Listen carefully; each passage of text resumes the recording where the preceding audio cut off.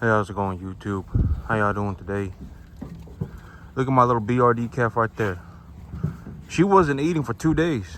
That's what I mean. When these animals, they aren't eating, something is wrong. Look at how good she's eating. She eats a lot.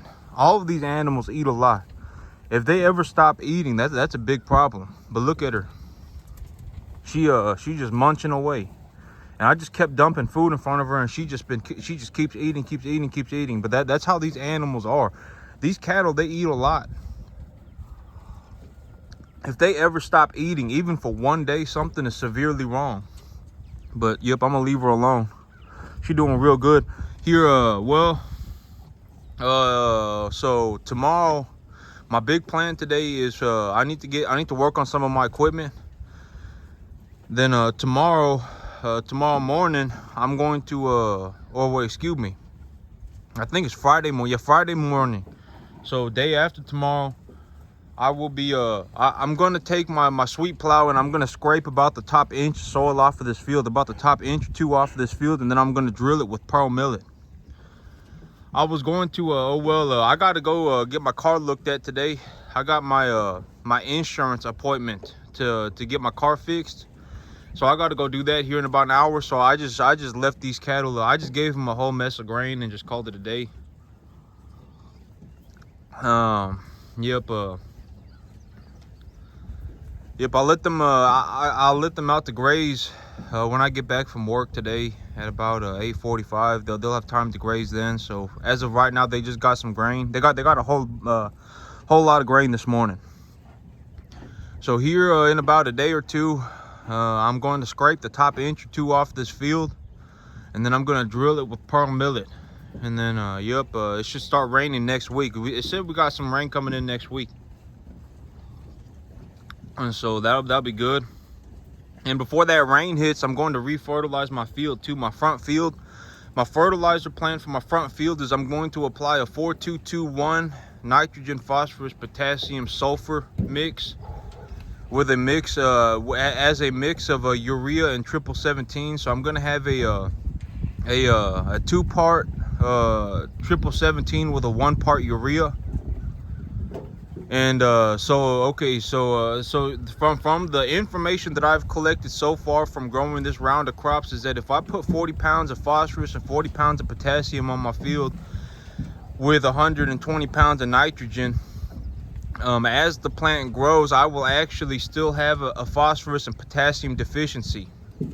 And so this time when I apply my fertilizer, I'm going to apply it as an 80-40-40 with 20 pounds of sulfur. So and I also have a sulfur deficiency. So I'm going to reapply the amount of phosphorus and the potassium that I applied initially and the sulfur that I applied initially, and I'm going to cut the nitrogen by 1/3.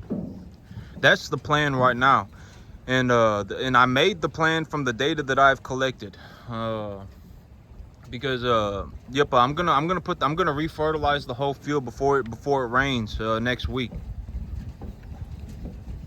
And so if I was going to, so fertilizer, right? If I put fertilizer on a field, what's gonna happen is if I was going to, so I got my coffee in my hand. So if I was gonna, let's say I got an XY graph, right? If I got an XY graph, and then I got the amount of fertilizer I put on right here, and then the amount of time that's gone by up here. If I ink or I don't know how an XY graph works. I ain't gonna lie. There were years when I got like a 0.25 GPA at school, so I don't know how to work an XY graph.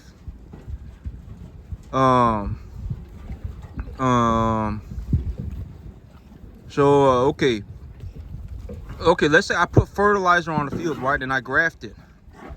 If I put fertilizer on the field, the plant growth would be up here, and the fertilizer that I put would be down here. So as I increase the fertilizer, the amount of plant growth would go up like this, and it would start going up more, and then it'll hit a point where it plateaus, and then it actually gets to a point where the fertilizer concentration is so high that it'll actually cause the plant growth to go negative. The plant will actually start dying because the fertilizer concentration is too high. And so when I think about it like that, it's always better to be on the upswing than it is to just not have done anything at all. And but okay, so the thing about that graph is that if I were gonna graph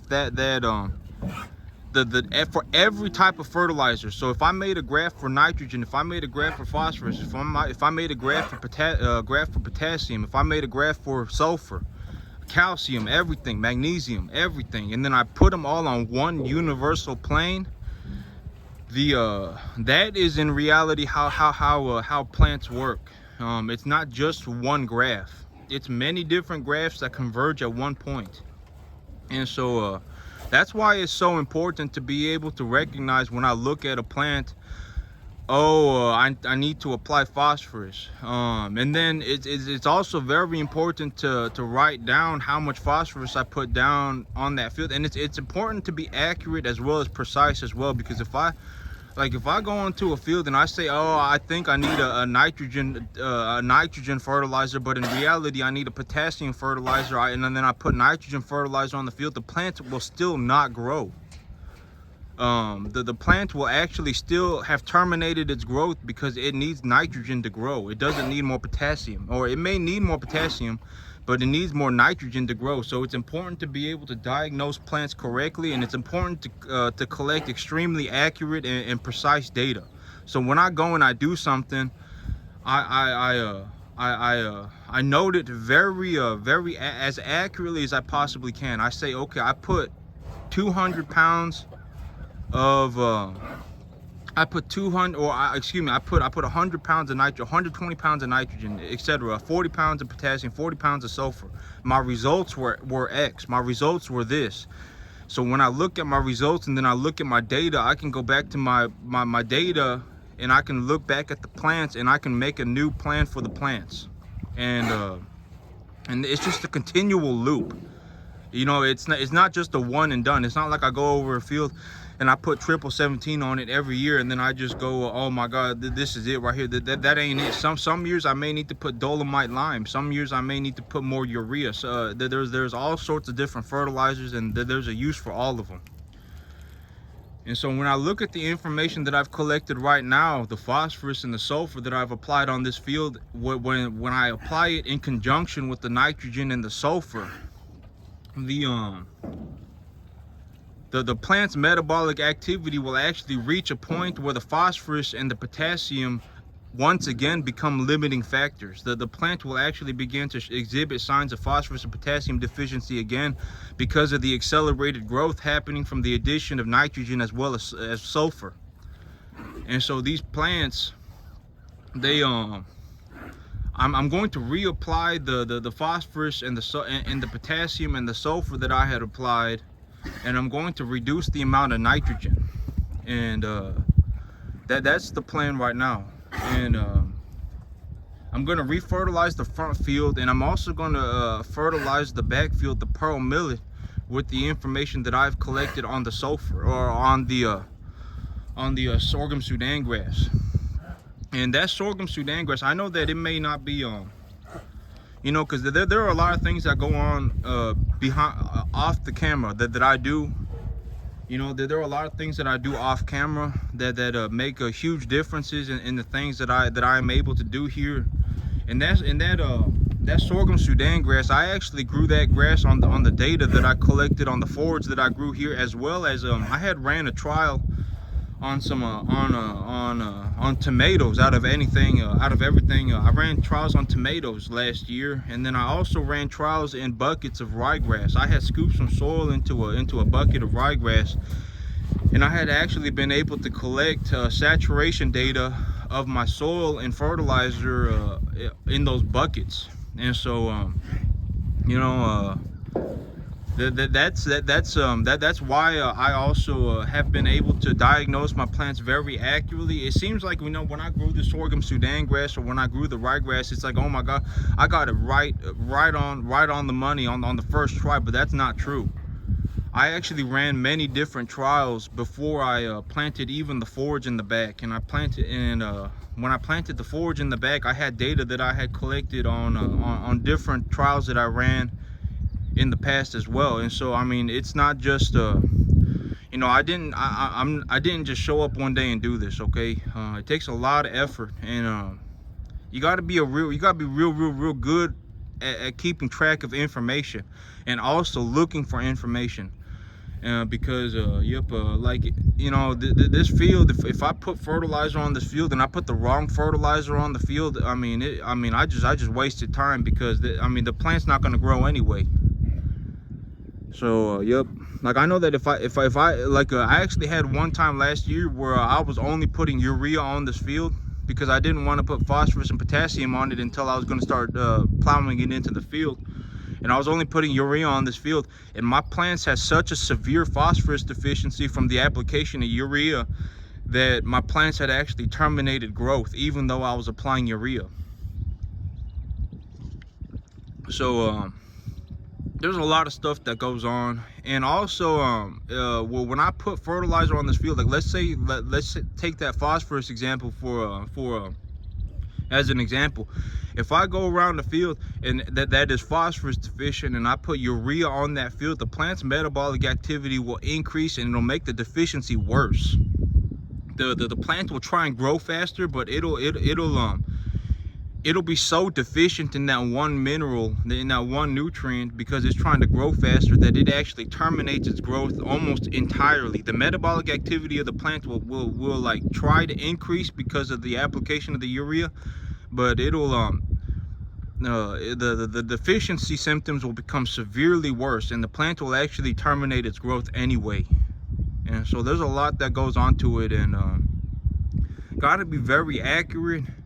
Got to be very precise. You don't got to be concise.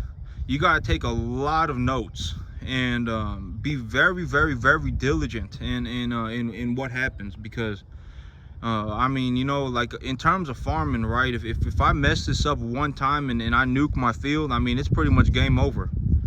I got to get rid of all of my animals, and then I got to wait for the rain to leach my field, and it's just a mess. And so,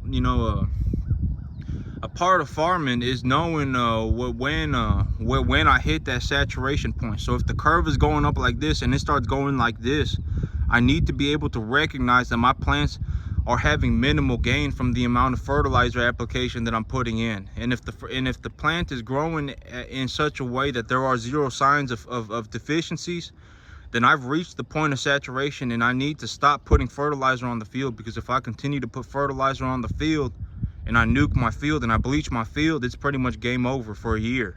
I'll have to wait for the rain to wash it away, all sorts of stuff. It just turns into a huge mess. Because fertilizer, that's also another thing about improperly applying fertilizer. One, it could have zero return. If the plant doesn't need that fertilizer, the fertilizer could just end up being a waste of time and a waste of money. But another thing is that the fertilizer could bleach the soil, could chemically bleach the soil if applied improperly. And if the soil gets bleached, it just turns into a major headache. It takes a long time for that soil to correct itself. You got to wash those the nutrients away. And so like, if I ever hit a point in the field where the fertilizer concentration of even one fertilizer, let's say just phosphorus or just potassium, was too high for the plants to grow on, it just turns into a major headache. And then I got, trying to remove the fertilizer. It's like trying to pull salt out of food. Good luck with that. It just turns into a huge headache. But all right, I gotta go and get my truck looked at. That's it for me today, YouTube. Y'all have a good one.